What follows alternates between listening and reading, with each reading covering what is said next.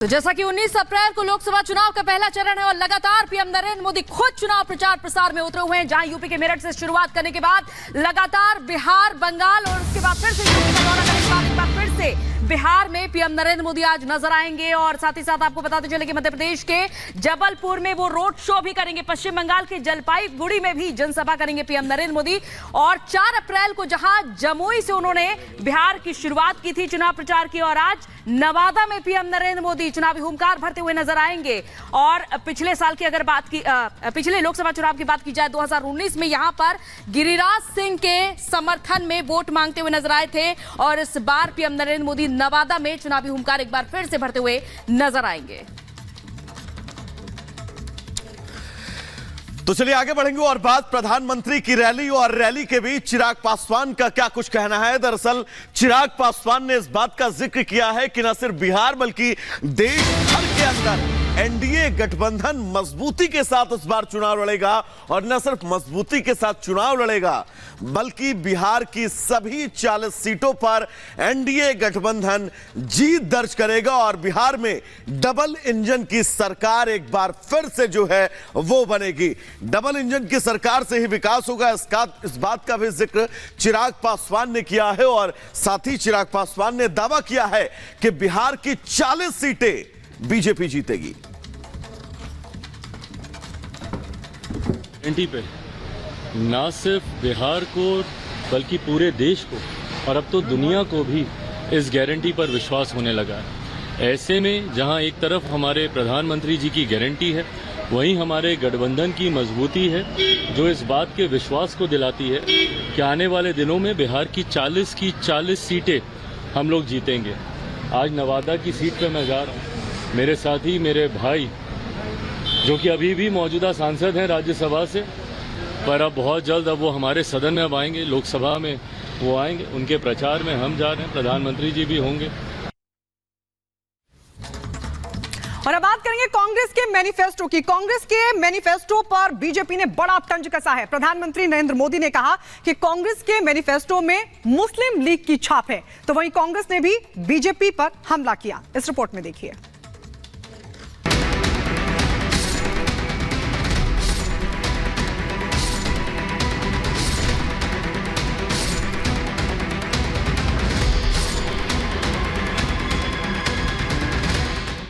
कांग्रेस के घोषणा पत्र ने लोकसभा चुनाव में बीजेपी को एक और संजीवनी दे दी है। ऐसी संजीवनी जो बीजेपी के 400 पार नारे को चिरंजीव बना रहा है और कांग्रेस को और पीछे धकेल रहा है।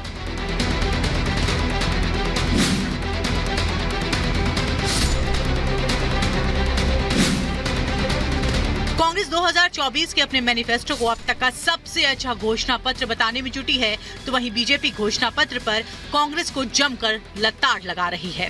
प्रधानमंत्री नरेंद्र मोदी ने कहा कि कांग्रेस के मैनिफेस्टो में वो सोच झलकती है जो आजादी के आंदोलन के समय मुस्लिम लीग में थी।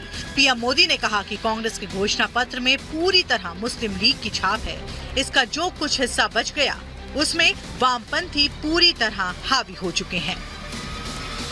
मुस्लिम लीग के उस समय के विचारों को कांग्रेस आज भारत पर थोपना चाहती है। मुस्लिम लीग की छाप वाले इस घोषणा पत्र में जो बचा खुचा हिस्सा था उसमें वामपंथी लेफ्टिस्ट हावी हो गए हैं।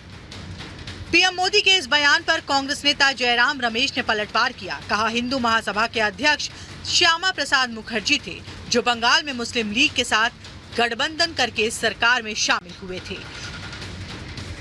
प्रधानमंत्री कहते हैं कि कांग्रेस मुस्लिम लीग की नीति अपनाती है।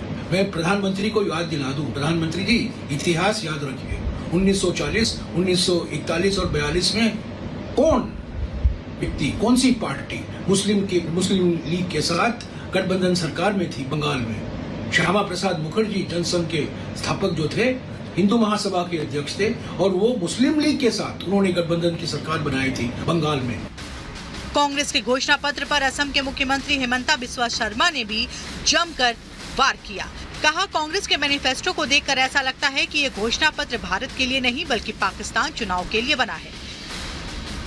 कांग्रेस का जो मैनिफेस्टो है, ये मैनिफेस्टो देखने से ऐसा लगता है कि ये भारत का चुनाव के लिए नहीं, कोई पाकिस्तान चुनाव के लिए ही ये घोषणा पत्र बनाया गया है। कांग्रेस के किसी भी बयान को लपकने का बीजेपी कोई मौका नहीं छोड़ती और इस बार तो बात घोषणा पत्र की है, वो चुनावी मैनिफेस्टो जिसके जरिए कोई पार्टी जनता से संपर्क करती है, वोट मांगती है। लेकिन उसी मैनिफेस्टो पर बीजेपी ने ऐसे सवाल खड़े कर दिए हैं कि लगता है कि कांग्रेस की नाव में छेद नहीं बल्कि पूरी की पूरी कांग्रेस पार्टी की नाव डूब जाएगी। Bureau report, Republic Bharat.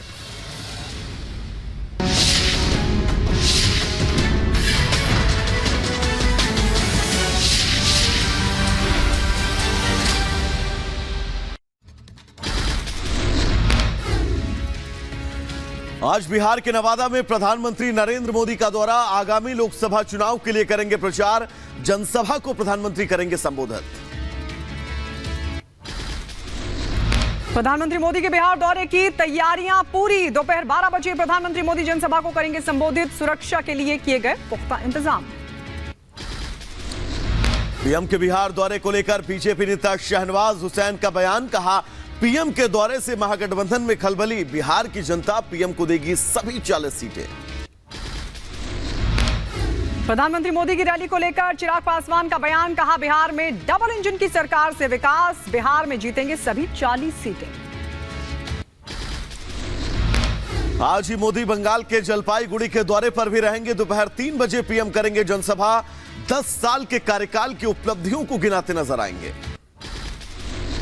Bengal के जलपाईगुड़ी के बाद मध्य प्रदेश के जबलपुर का भी दौरा करेंगे प्रधानमंत्री नरेंद्र मोदी। शाम 6 बजे जबलपुर में प्रधानमंत्री मोदी करेंगे रोड शो, करीब 1 किलोमीटर का करेंगे रोड शो। तृणमूल सरकार पर पीएम मोदी का हमला, कहा बंगाल के लोग टीएमसी के करप्शन से उबे, टीएमसी सरकार के सुशासन से लोग नाराज हैं।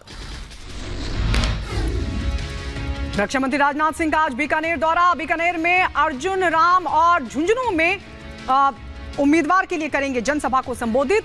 आपको बता दें, पिलानी में जाकर जनसभा को भी संबोधित करेंगे राजनाथ सिंह।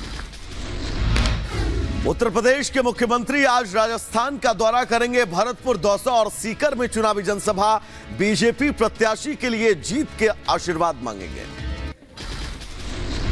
असम के सीएम हिमंता बिस्वा शर्मा ने कांग्रेस के मैनिफेस्टो को तुष्टीकरण का घोषणा पत्र दिया करार और कहा कि भारत के चुनाव के लिए नहीं, पाकिस्तान के चुनाव के लिए बनाइए।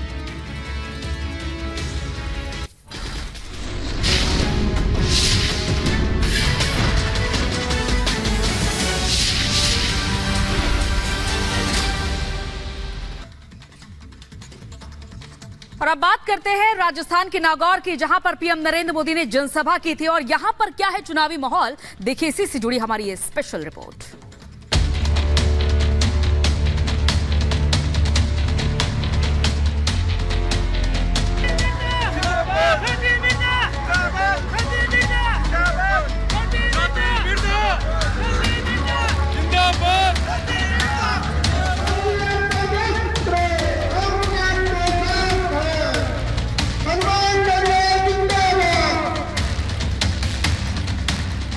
नागौर, वो पौराणिक शहर जहां कभी नागवंश का शासन था।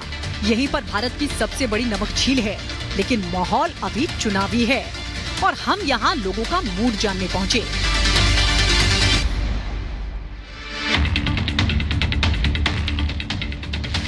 नागौर लोकसभा सीट की ऐसी फितरत रही है कि हर बार यहां से या तो जीतने वाले प्रत्याशी की पार्टी बदल जाती है या फिर खुद प्रत्याशी ही बदल जाता है।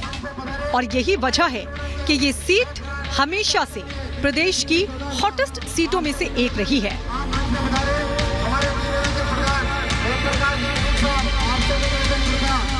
यही वो दो चेहरे हैं जो नागौर से 24 किरण में आमने सामने हैं।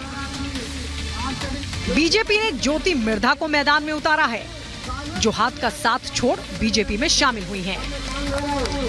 वहीं आरएलपी सुप्रीमो हनुमान बेनीवाल इस बार इंडिया गठबंधन के उम्मीदवार बने हैं। यानी इतिहास में पहली बार ऐसा हो रहा है जब नागौर लोकसभा सीट से सीधे तौर पर कांग्रेस का कोई उम्मीदवार मैदान में नहीं है। आप मतलब मैं देख रहा हूँ कि आप कंटिन्यू साथ में चल रही है जब से इस गांव में ये आई है। हाँ मैं सब आ गई 9 बजे आई हूँ। 9 बजे आ गई थी। हाँ रोटी को गई हाल। अच्छा खाना भी नहीं खाया? हाँ तो आपके वोटर जो हैं, आपके सपोर्टर जो हैं वो कह रहे हैं कुमाई देव भगवान कुमाई घनी घनी देव। प्रेम है सब जो कायम है। आशा ये सब आशा करते हैं कि जब मोदी जी की सरकार आएगी तो इनके लिए कुछ ना कुछ भलाई का काम होगा। तो सबको उम्मीदें हैं आज भारतीय जनता। आपके इलाके में जो महिलाएं जो गीत गाती हैं, जो मतलब जब आता है कोई तो उस तरीके का कुछ मोदी जी मारा देश में दौड़ा दौड़ा जो जे मोदी जी मारा देश में सारे सत्या गवे बात मोदी जी जो सारी सकिया गवर बात मोदी जी जो भगवान।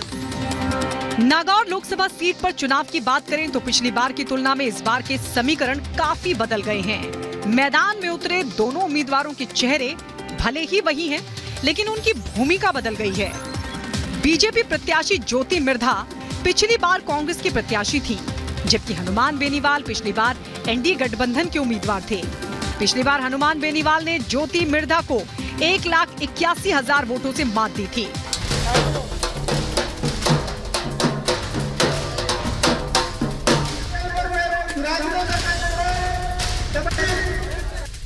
चौबीस की चुनावी जंग के लिए दोनों चेहरे लोगों के सामने हैं।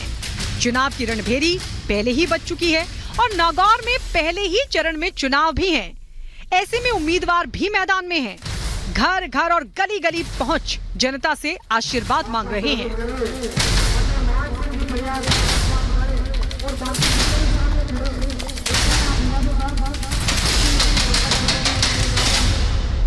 जनता अब समझ चुकी है कि वो जो गठबंधन करते हैं वो समय के हिसाब से करते हैं। पिछली बार बीजेपी के साथ गठबंधन हुआ था, जब मौका लगा तो उन्होंने पलटी मार दी। राजस्थान सरकार में उनको सहयोग चाहिए था तो उन्होंने गठबंधन तोड़ दिया।